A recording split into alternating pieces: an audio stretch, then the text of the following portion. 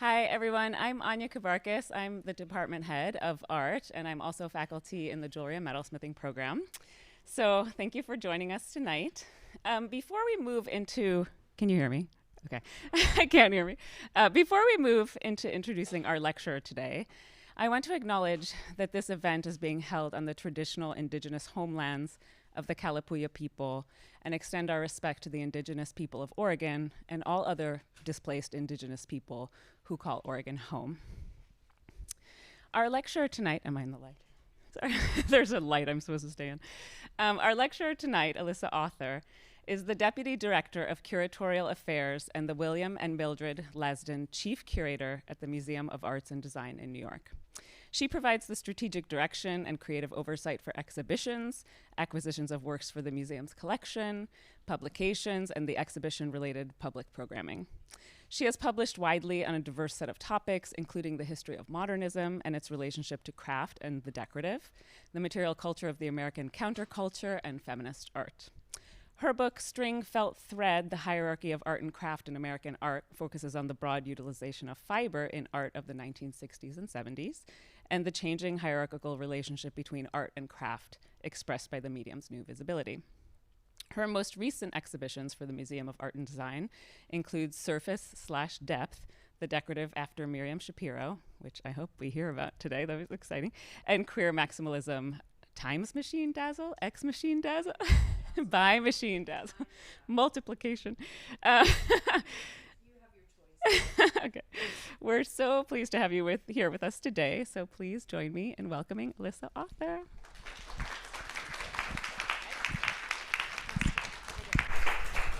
Thank you, Anya, and I'm glad that you're still happy to have me here because this lecture has been rescheduled twice because of COVID and then bad weather. And then when I was traveling here from Manhattan last night, I was just like, I can't believe this is gonna be canceled again because of the bad weather, but I made it.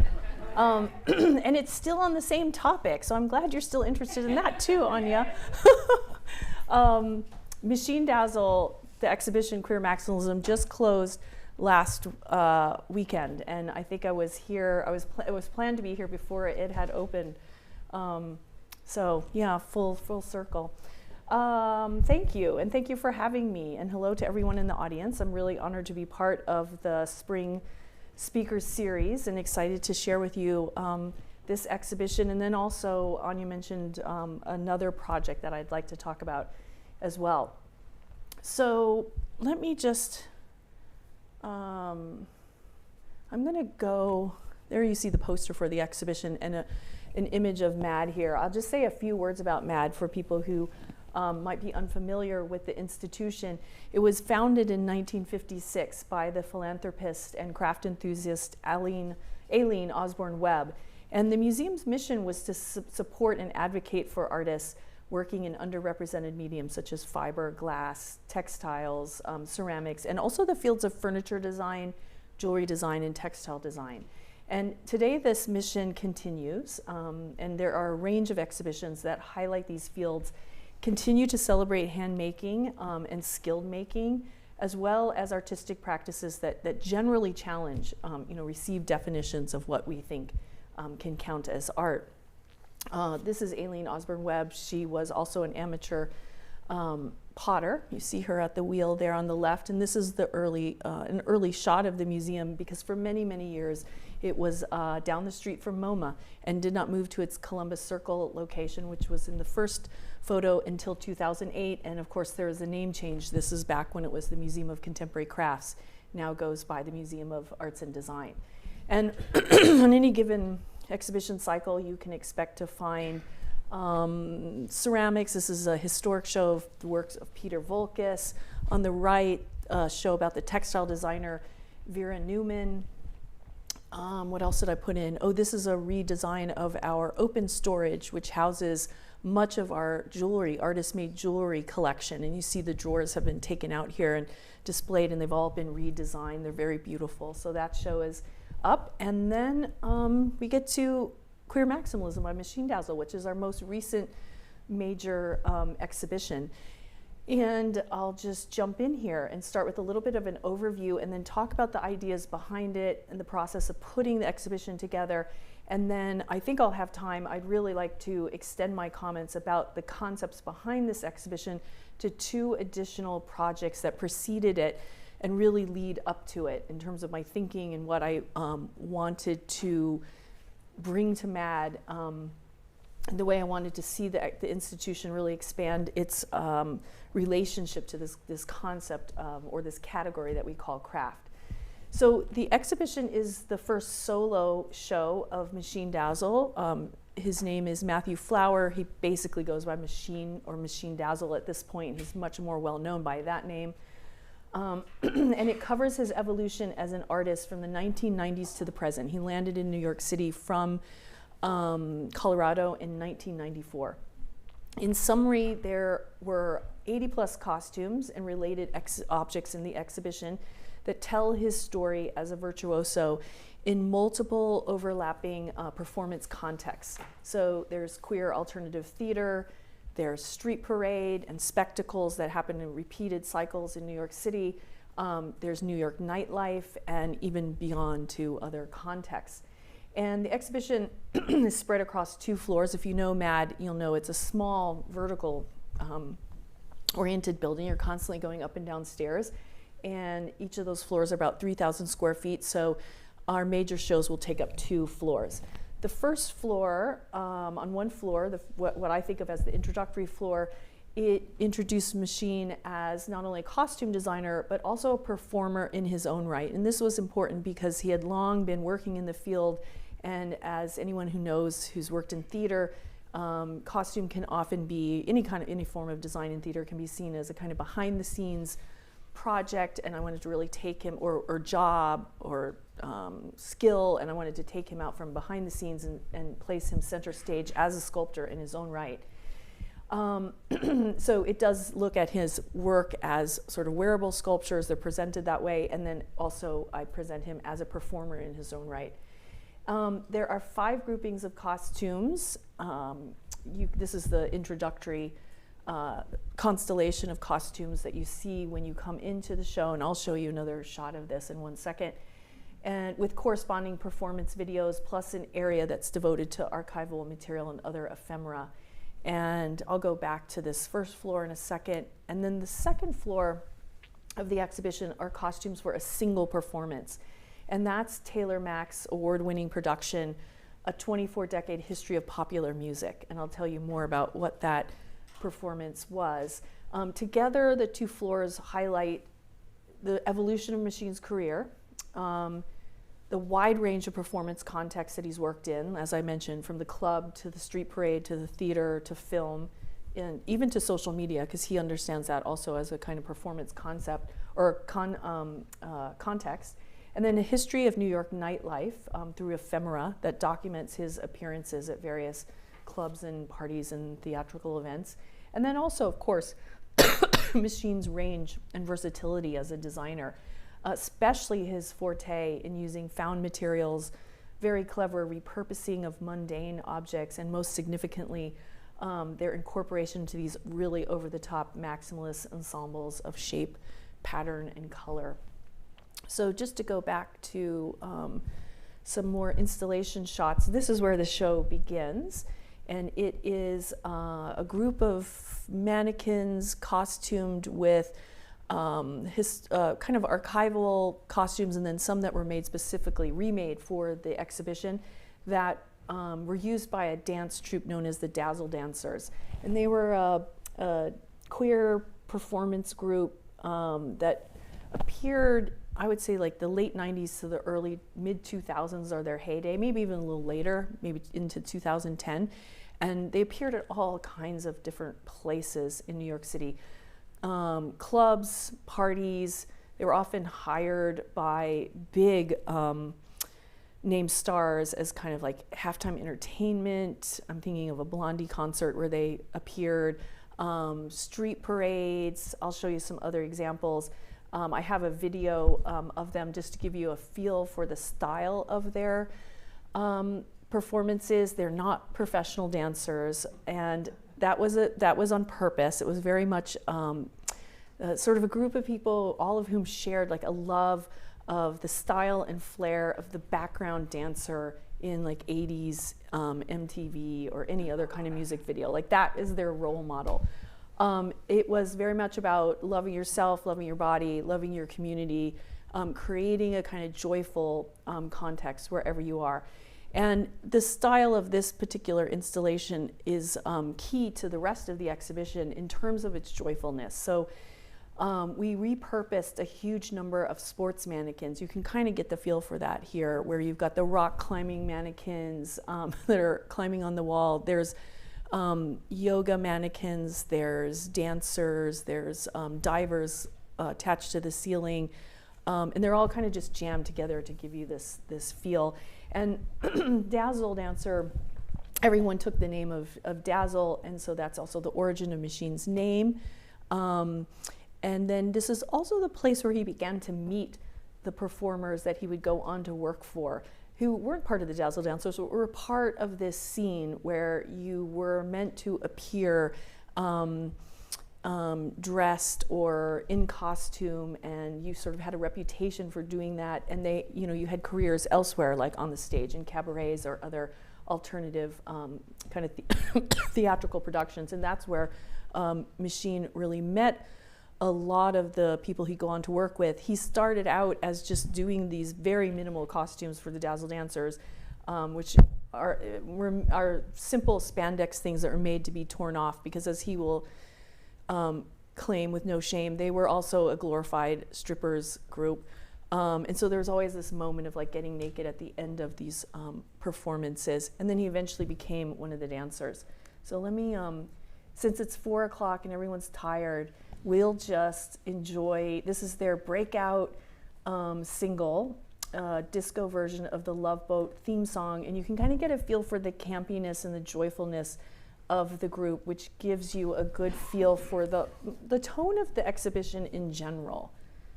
Let's see if we can get this to work, and hopefully there's no ads that precede it, which is always kind of a bit of a downer.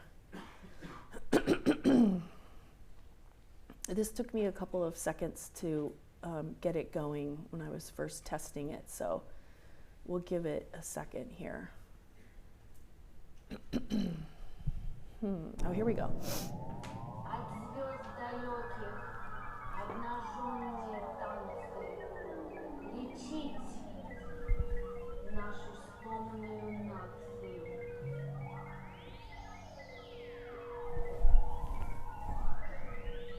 From a distant constellation comes a naked dance sensation to heal a broken nation.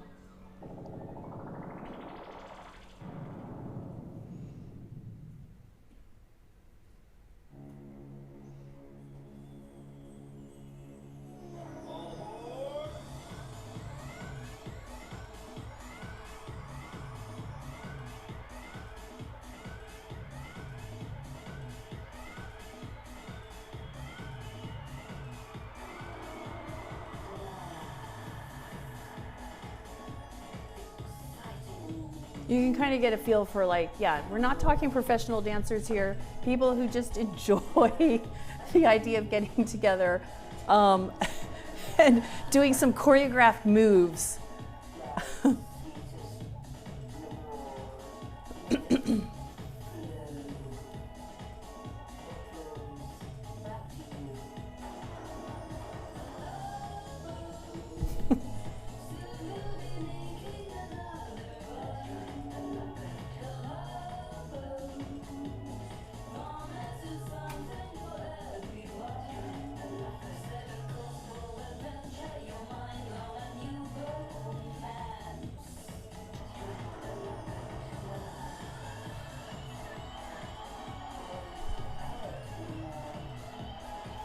Okay.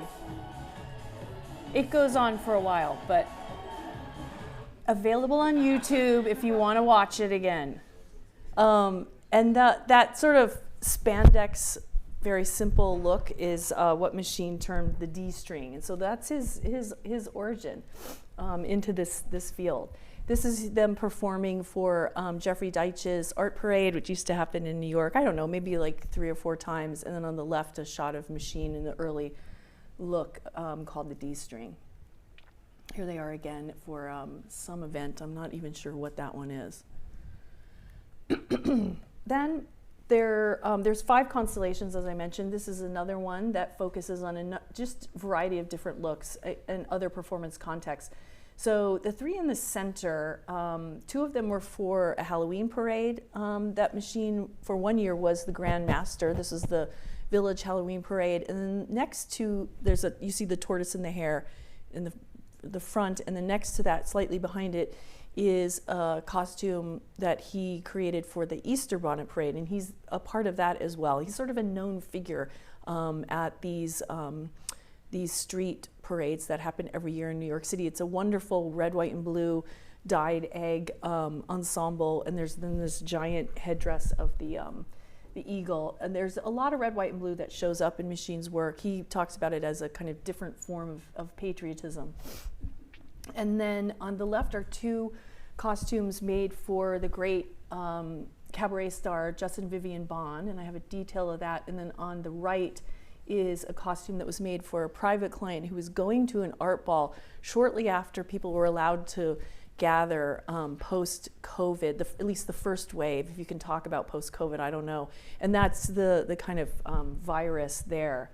That you see. I've got a detail of that with these cans that have been shredded and turned back. And then it's got this kind of built-in social distancing with these giant spikes. The one on the left is another coat. It's in the wrong place. I'm going to go back to that later. But these are the 2 that I wanted to show you for Justin Vivian Bond. So she had a long-running cabaret called Luster that Machine would perform in with another group, but he also happened to be her costumer. So you see this mesh piece on the left with these balloons that are in like strategic places in the front and back, and then this very interesting sheath, which it's made of these laminated cards. This is I want to say like 2007, and it is about the time of the first wave of panic over use of bathrooms and trans visibility related to that.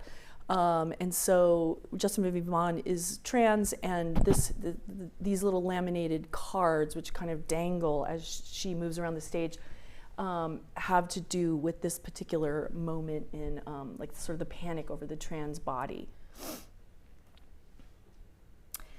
This is another constellation of costumes. It represents a performance called Treasure. It's from 2019. This is really the first time Machine steps out as a designer. He produced the music, he wrote the music, he sings in the show. It is a musical performance, a rock and roll musical performance. And then, of course, did the costumes. You see his main costume here in the front. That's what that earlier slide was. So I can go back to it and show you the coat in more detail. There was an ensemble cast, and so you see the other costumes made for his people who are on stage with him. And then on the right, you see his second change, which to me, that particular look is all about Xanadu. And Xanadu, the film, if you haven't seen it, it's well worth it. It's like the worst, best film ever. That is like a source of a lot of his sort of garment style and like the use of multiple layers. So it's interesting to look at in relation to his work. Treasure is a coming of age story, and it is his own, and it parallels that of his mother's or her life story in some way. She died young.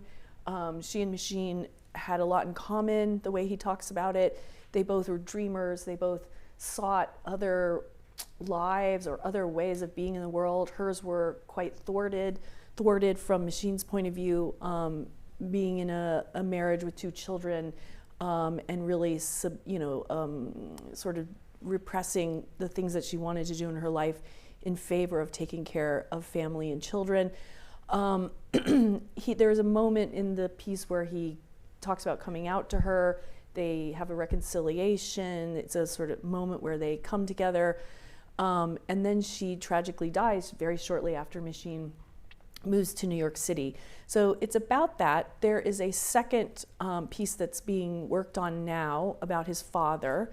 and that's called the painter. So they will work together in tandem at some point. These are probably the most exquisite costumes in the exhibition.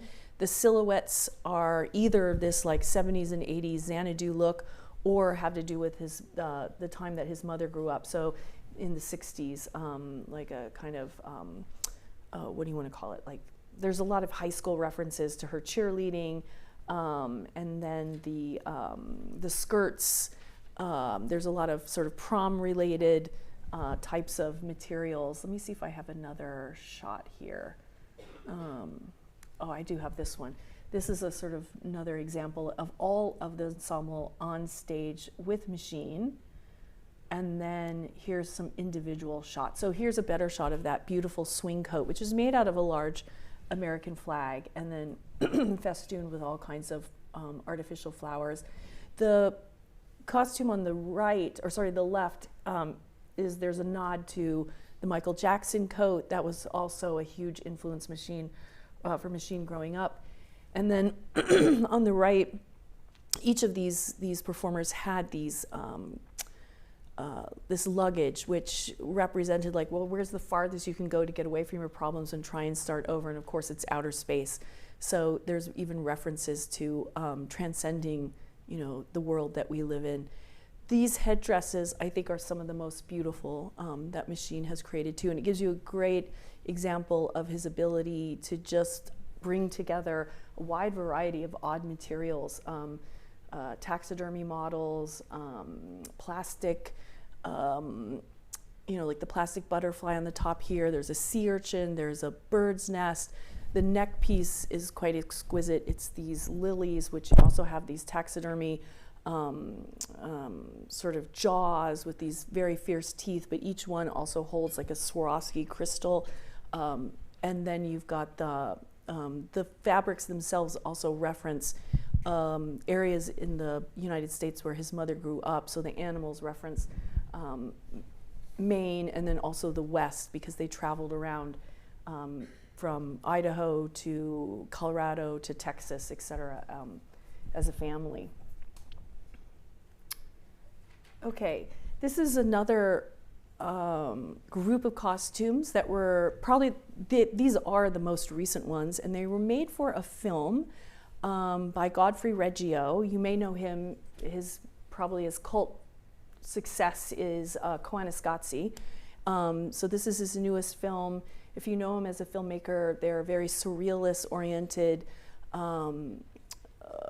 sort of larger-than-life tales of humankind's like descent through, usually through capitalism and like overtaking of technology. And this is a good example of that. It is called, let me see if I have the title, Once Within a Time. It hasn't been released yet. It should be available for people to see probably in June. And I would recommend it. In the exhibition I have a very, very small trailer that they made for us so we could kind of bring these costumes alive, because in this case it was shot in front of a green screen, and it's really, their transformation in that context is really quite remarkable. The tree figure here, well, basically there's a story where there's two children. You see them on the left.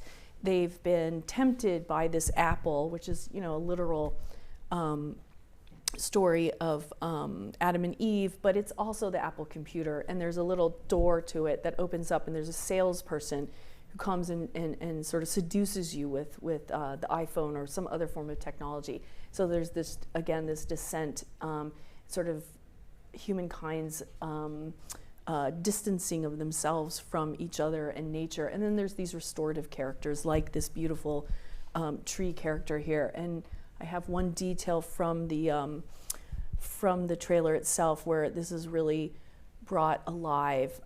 This costume is primarily just made out of black plastic bags, the thick ones, and then they're stretched to the point where they respond like tissue paper when there's any kind of movement of air. And so in the film itself, it's always got this like animation, this sort of alive, a tree that comes alive. It's very incredibly beautiful.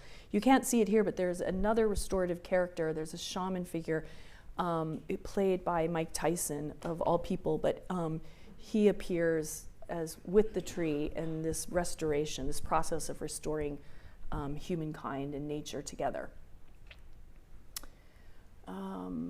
This is another constellation on this floor of costumes that were made in collaboration with the painter and installation artist Natasha Bowden, who's at Rice.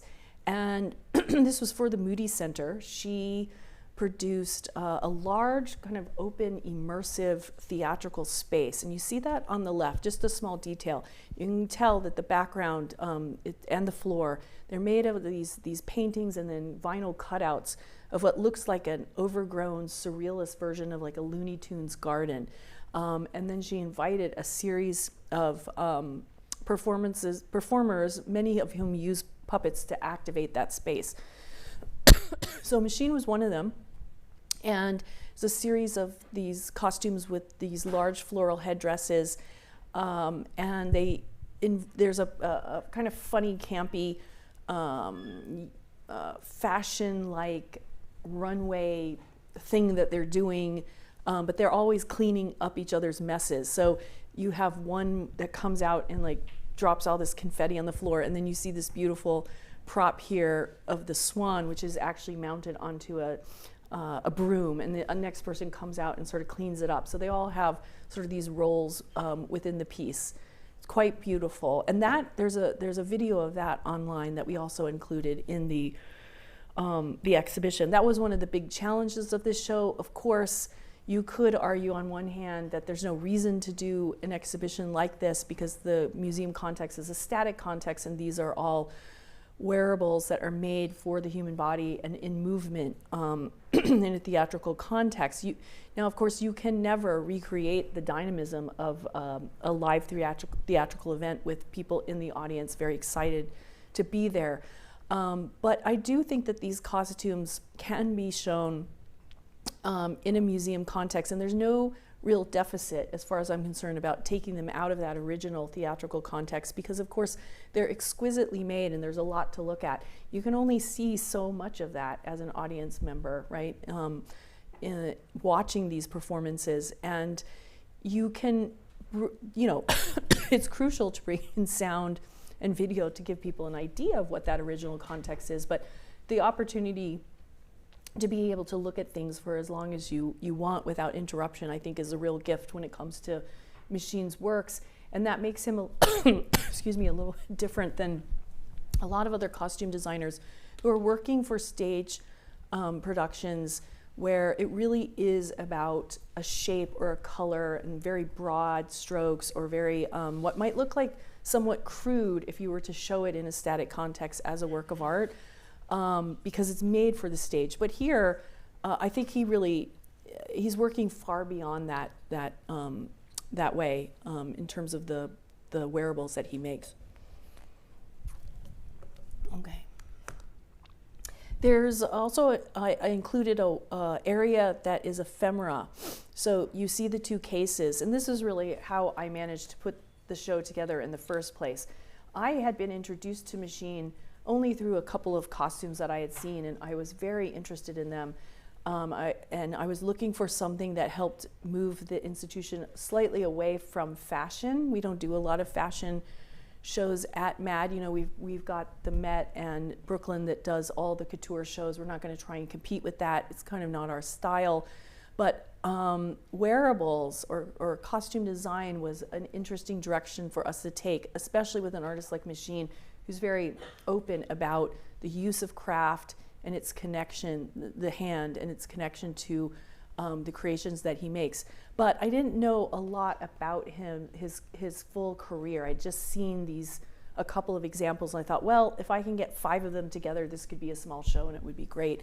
But he had saved literally everything that he had ever worked on since 1994, arriving in New York City, and they were all just in like big cardboard boxes. I don't think he had ever looked at it. So we went through it together, and I was able to just like piece a chronology together and make sense out of like, oh my God, there's a whole career here. It's developed over time in interesting ways, and it tracks the rise of a lot of performers that are now, I never household names, but certainly highly prominent within off-Broadway and queer theatrical spaces in ways that I think even they might be surprised about, right? So that was really interesting to bring together. So that's what you see in the cases, and that's where you have this tracking of really New York nightlife in the 90s and the early, or up to the mid-2000s there. And then on the wall, Machine, many of his costumes are of course commissions, so he doesn't own them, and they will disappear, and that's a lot of what's happened to many of the costumes. But he does try to save headdresses as often as he can, and that's really one of his fortes. So we brought together things that he had saved over time. There's another Easter bonnet there on the right. The piece in the center, the purple one with the horses, was for some kind of fashion production. And then there's a kind of rainbow looking piece that was made for another video. It was a video commission that the Guggenheim did during the pandemic. That's related to the Queer Liberation March. So we were able to bring together quite a number of really interesting pieces to look at that again charted his career. And then the black and white photos were taken by a friend that he met when he first moved to New York. And she's really tracked him for the past like 25 years. And so that gives you another feel for the depth of his work and the many different looks that he's created. I'm getting ahead of myself on the notes here, or in the slides. Before I get to the second floor, I just want to talk a little bit about the way Machine understands maximalism. And we just decided to define it as a form, like an aesthetic language of liberation. Historically, of course, maximalism is defined, as by an excess of surface decoration and ornament in materials that sparkle, they dazzle, they kind of tickle your senses. And that, through history, has been gendered feminine, decorative, or the style of the exotic other. And in the art world, it's also been historically viewed as, a stylistic embarrassment for being like too surface-oriented, thus, lacking content or meaning. But for Machine, he really does understand maximalism, and I would agree with him here, as an embodied aesthetic category, where these surface effects are political acts of resilience and survival, and he does talk about them in that way. And I would also argue that maximalism, this style, this over-the-top style, it does mesmerize one, right? So there's some truth to the idea that, like, oh, this is such a spectacle, and spectacles are things that are meant to mesmerize you. But it's not just your vision. I would also say there's a mesmerization that takes place in our minds as well, because the adoption of a maximalist style by artists like Machine, and I would put other queer people in this category, especially in the arenas of drag or burlesque, but also in everyday context. This really actively counters the prejudices of high culture regarding things like spectacle or extravagance, and especially bodies that just, don't conform to normative gender expectations. And there's a real important history of creative agency and aesthetic recuperation that embraces maximalism. He's not, Machine is certainly not the first person to do this. And seeing maximalism or the decorative as a language of the margin that challenges the dismissal of certain kinds of bodies, certain kinds of tastes, and also ways of making that are deemed, less valuable or shameful or fake, or a mere supplement to something else that is real, or something else that is where the real rigor is in a work of art. And Machine's, I see Machine's maximalist aesthetic as part of this history, of course, and I do think that he demonstrates this creative agency through this style by making objects that are designed to be worn really by the very bodies that are cast out of the aesthetic hierarchy for not conforming or to not living up to certain standards of taste or beauty or normativity.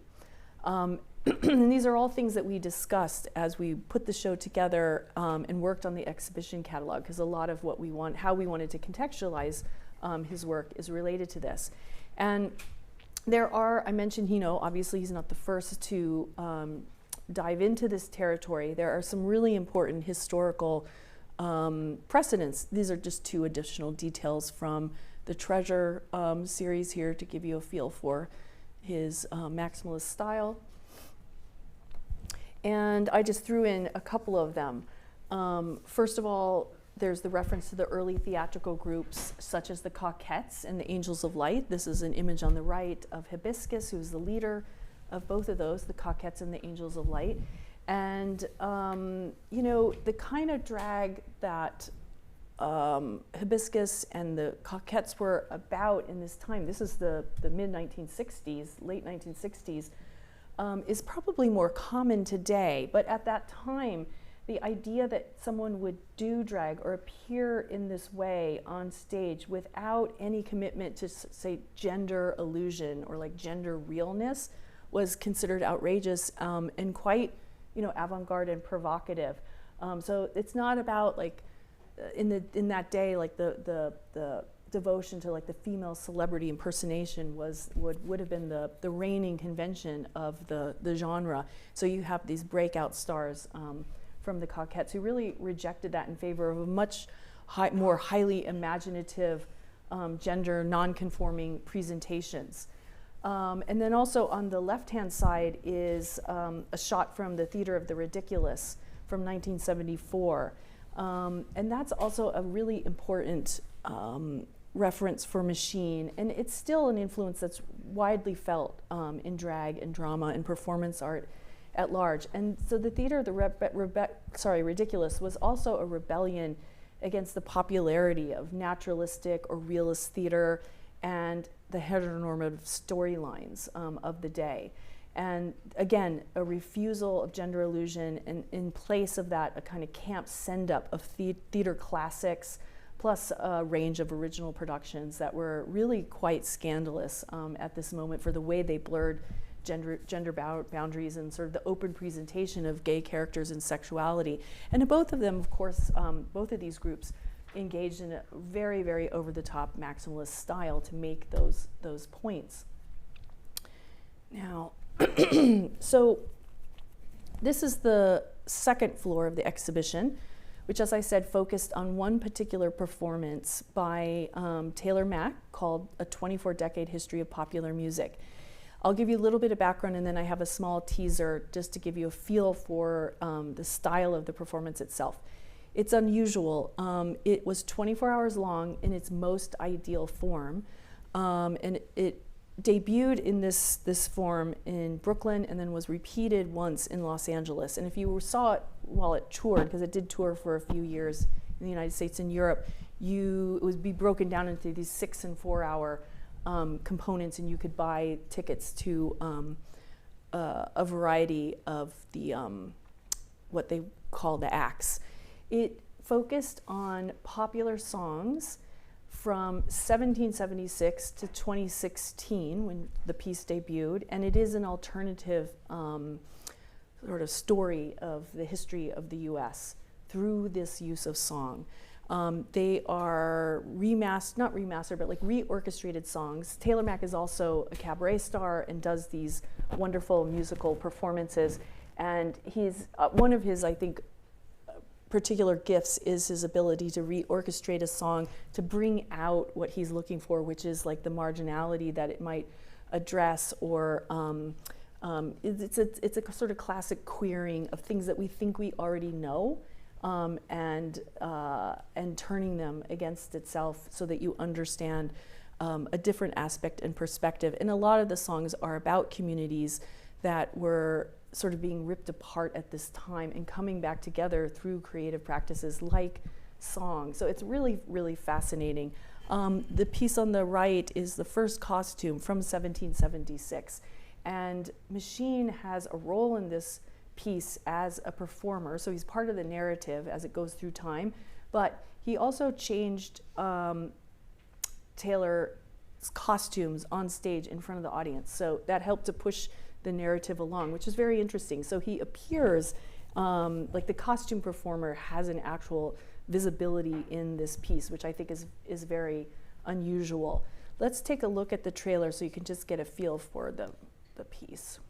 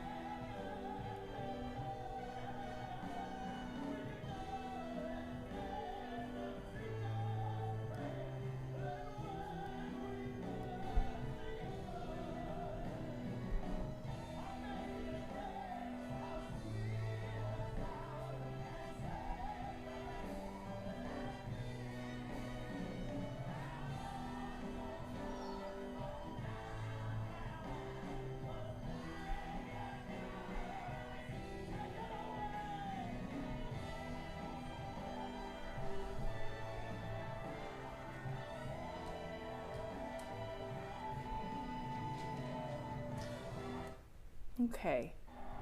Oops. Let me go on to the next slide. There was something else I was going to say about it, and now I can't remember. Oh well. Anyways, these costumes, these are the ones that I had seen that interested me in doing this exhibition in the first place. And I was like, what is this? I was never lucky enough to see the performance. And it's very difficult to find film of the piece. There's there's something of an embargo because I will just tell you, there's an HBO film documentary coming out about this piece in just a few months, and it does include machines. So look out for that. I think it's a very important production. So I'm just going to show you a few of the costumes here, not go into any particular detail, but just to give you a feel for how wonderful they are. And here's a few of the examples of Machine coming out on stage. He always had a companion costume.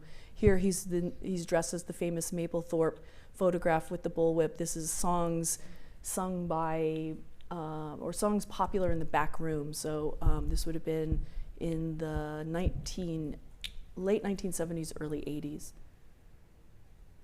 Okay.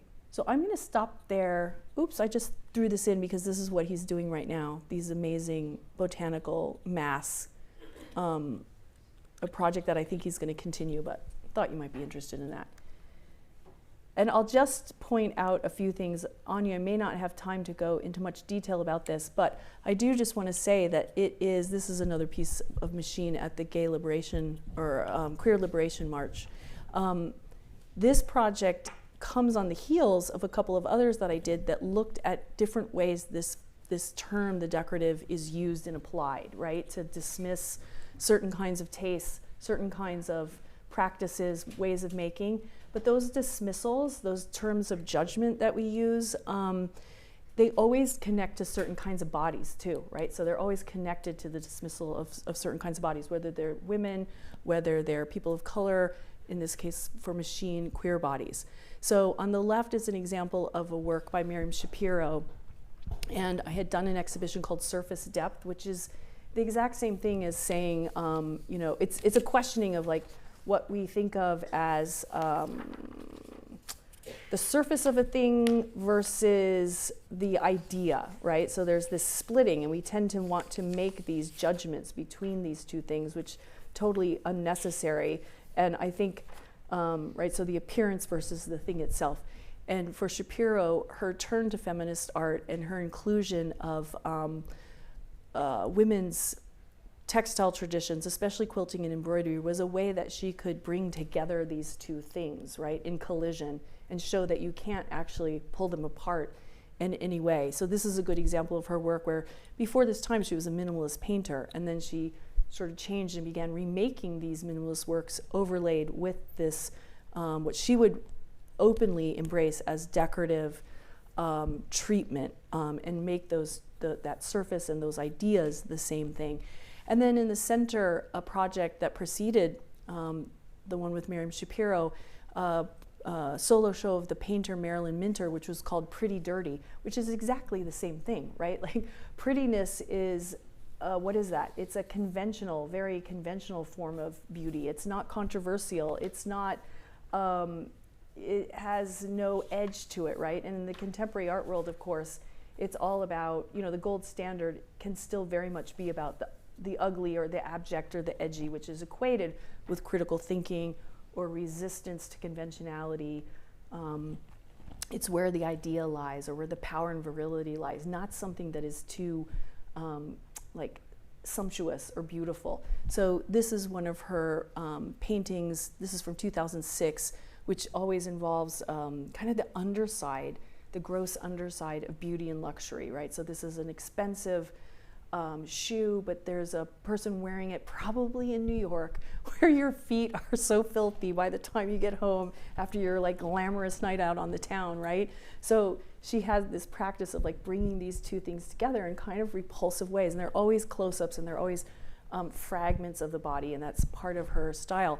But in 2006, up to the time when I was working on the show, which must have been, opened, I want to say in 2016 or 17. She was very much dismissed within feminist circles and art critical circles in general because of the commercial success of her work. It's very slick, it's very sexy, it's incredibly beautiful to look at, and it sells like crazy, right? So she, had that success in the commercial realm, and we really worked to think about why it's so marginalized or dismissed within this critical world, and really landed on thinking about these ideas of prettiness and the decorative and all these other things that sort of swirl around it, to make it, again, appear as if there's nothing else there. It's just all surface effect. But I will say that really the sort of origin of any of these ideas related to the decorative came from my earliest research on the ways in which artists working in fiber in the 60s and 70s attempted to start pushing against these boundaries that separated art, craft, and to a certain extent design, and were often dismissed as too decorative or too quotidian or too everyday or too domestic, etc. And this was really just the germ of that. And there was a very early exhibition that took place at MoMA with a lot of these international contemporary artists working in fiber at this time, almost all of them trained as weavers, attempting to remake themselves as sculptors. And it was dismissed by a critic who was Louise Bourgeois, the artist, as these really aren't art. These are sort of a decorative. She didn't use the word pastime, but it appeared as like some sort of decorative diversion. And art makes a much deeper claim on you, and these make less of that claim. That's the way she understood it, and that always struck me was something that became sort of a catalyst for a lot of the research I did for this project.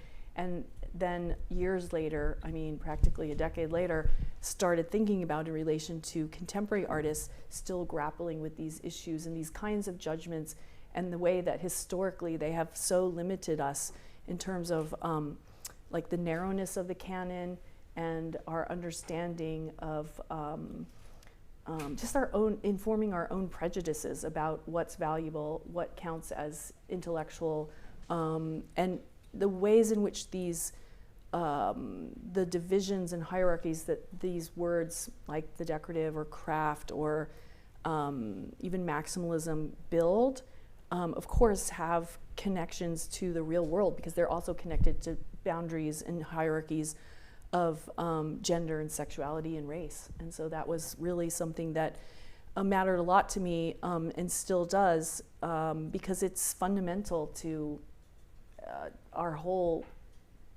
ways of thinking about the world in aesthetic terms. So I think, let me see what time it is. I think I better stop here because it's about 4:50, and maybe there might be questions. Okay, because I have other images that I'm happy to show people if you want me to go on, but I know that can be can be tiring. Thank you. Sure. Thank you.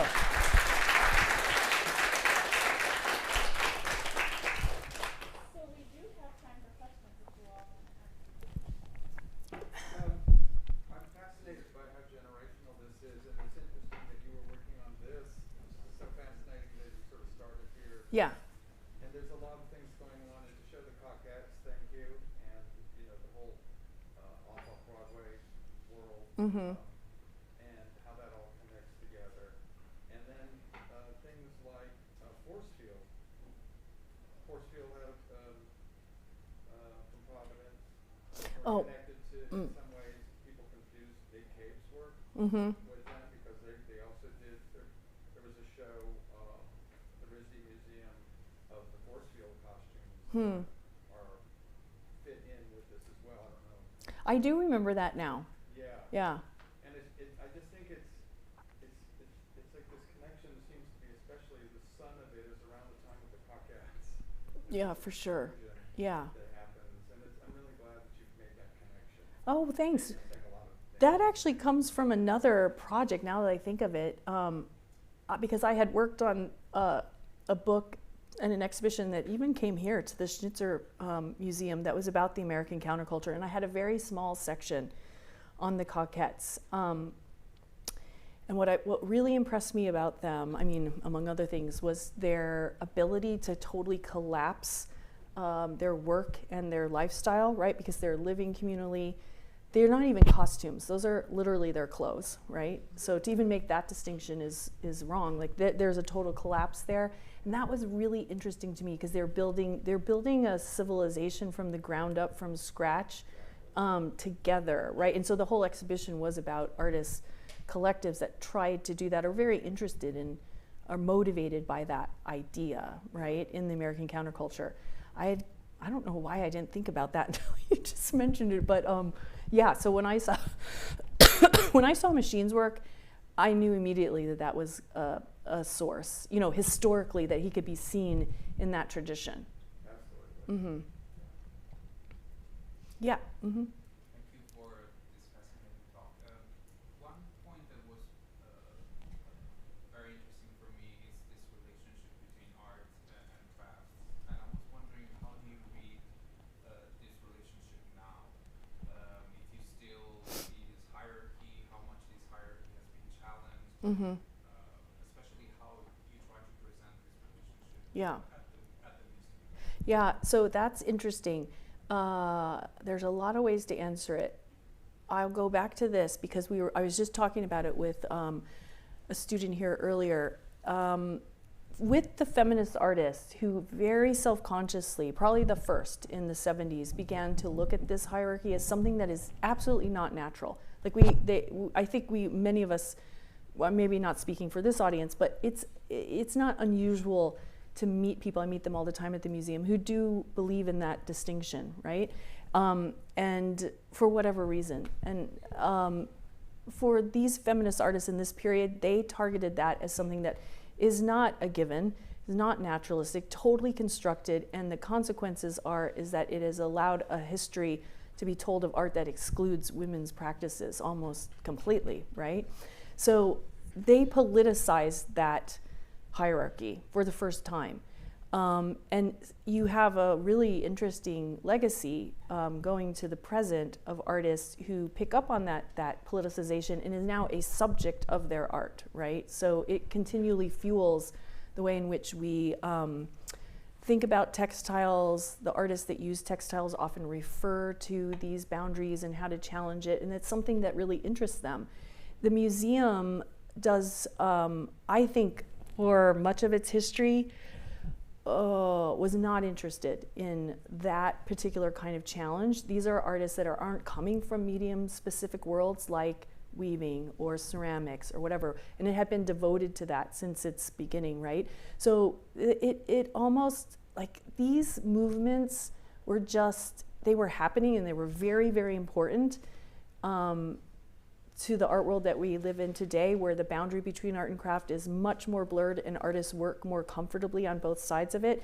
And it's as if the Museum of Arts and Design didn't notice, right? Because it was almost too outside of what they had been devoted to, and just a group of artists that, for whatever reason, was not really on the minds of curators in those periods, like the 70s and 80s, which is unfortunate. So in some ways, I was very interested in bringing that back in, right? So we did a great exhibition on handmade clothing of the American counterculture, from like cults all the way to very couture garments, right? So that was a way to sort of bring in that work, which at the time when you're working in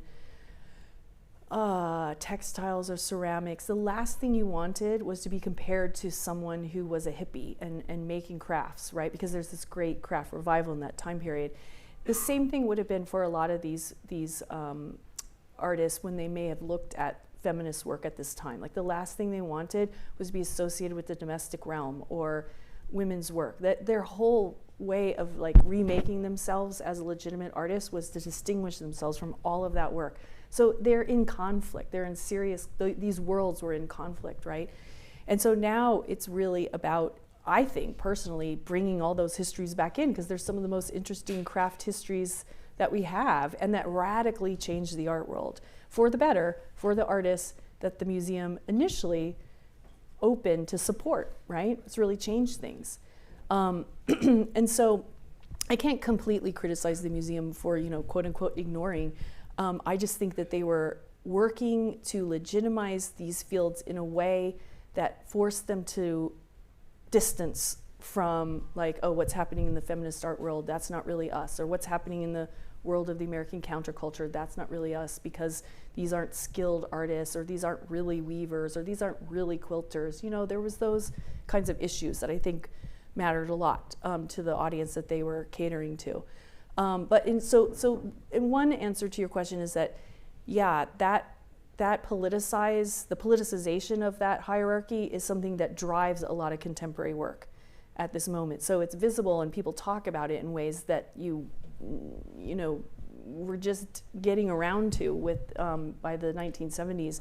But then when I speak with students a lot, or when I speak with them, they bring up a lot about feeling there's still those prejudices and the dismissal. I often feel like it's coming from their own peers more than it's coming from a broader art world, and I'm never really sure how to approach it, because I see an art world that is much, much more diverse and interested in taking up this work. You can't go to an art fair without seeing ceramic sculpture or some sort of textile work. That, I can't even believe that would even happen in my lifetime, right? Like, I never expected that, because of certainly when I was working on that book, I couldn't even get anyone to publish it. They just thought it was like so passé, like this topic is ridiculous, like who even cares about these artists, and why is this even a topic, So it's such a dramatically changed art world. I would assume that it's a challenge, or like a situation that's still in movement, and I can envision a day where this baggage just doesn't exist anymore. Really doesn't. Mm-hmm. I had an idea, and I'll throw it out, and it's bullshit. But don't you think that craft and art are divided as much because of market value? Mm-hmm. The Yeah. market, the art market is part of what assigns value, prestige, Yeah. things. And so if you have something that's handmade or is a dress, how do you fit it in within the categories of like galleries or Yeah. auctions or so on? Because I think art is as much, we could talk about it in this abstract or even academic way, but it's, nowadays I see art as a global commodity Mm-hmm. that functions not only maybe on a transcendent or intellectual level, but as much as a refuge for ill-gotten gains, or as a part of a collection of a wealthy person. Mm-hmm. And sometimes I think that, in a sense, craft is also dismissed because of its lack of actual value. Yeah, the markets are vastly different for the ceramic sculpture versus the painting, right? Painting is still a ruling category. There's absolutely no question. And those values between the two are astounding. And they're also astounding for historical work. Like I'm always interested in auctions for works that are from the 60s and 70s, because that's a core of Mad's collection, and it's very beautiful work. There's like no market.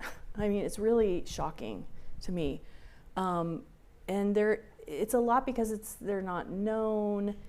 The size, the scale can be diminutive. There's still a prejudice against functional, ceramics, for instance. I see that.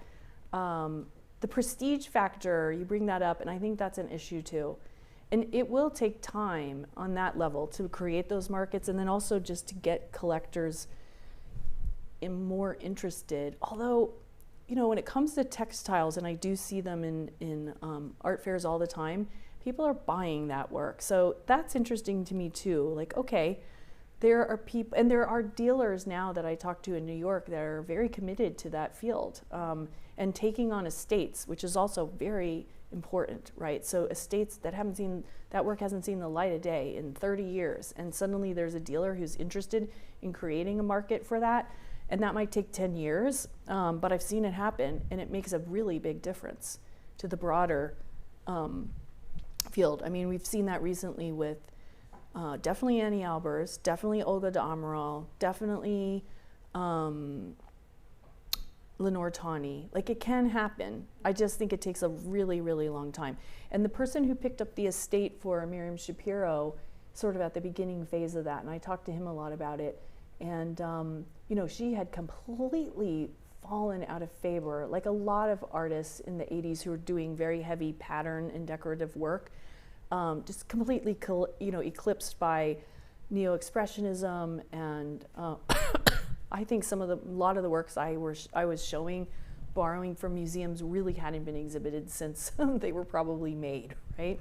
And so his job is basically to figure out, all right, how do you intervene in that kind of situation where the artist dies and there isn't even anybody on the other line of the end of the phone to pick it up and ask a question about it. And so that's really his role, and he's good at it. He's got a number of estates, and I've watched him, and they do appear in various fairs. I haven't talked to him recently about it, but I'm interested to know if he's like placing those works and where they're going. Other questions? No? I guess the only other thing I could say about that is that, you know, Shapiro's a good example. There's a lot of artists working in that way where there's an audience. Well, there's never been, let's just say, there's never been a better audience since the moment those works were produced, right? Like, it's suddenly, there's a new audience, and it's an effect of the art world in a more open and diverse art world that's looking at this work and is like, that's amazing, or that's fantastic. So there is a chance, right, to reposition this work and then move forward, and it will have this effect on the greater, these other artistic circles where people are using those same materials in similar ways. Anything else? No? Okay, thank you. Thank you very much.